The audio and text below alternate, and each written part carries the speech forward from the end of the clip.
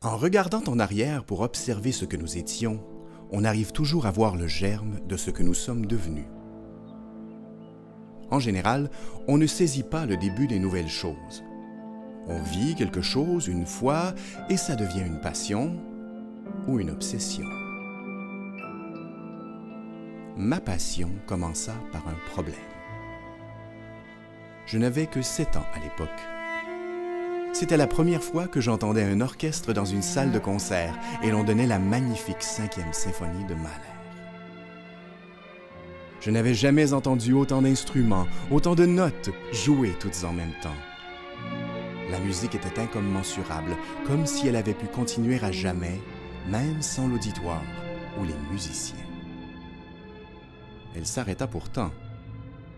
Elle n'aurait pas dû s'arrêter.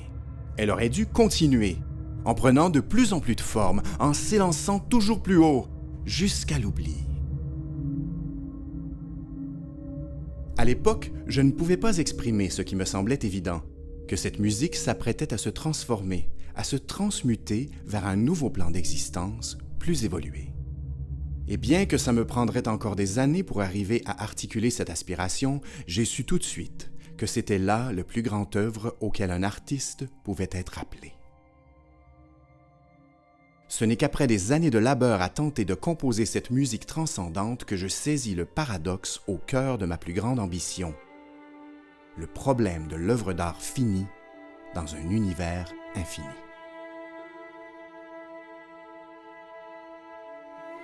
Toutes les chansons doivent se terminer.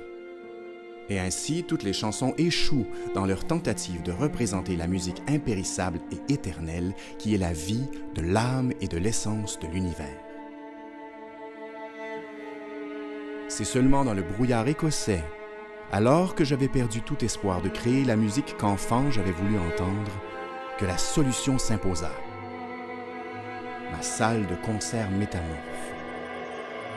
Une architecture infiniment transformable aux infinies variations pour ajouter à la musique finie et donner un jour naissance à une musique infinie.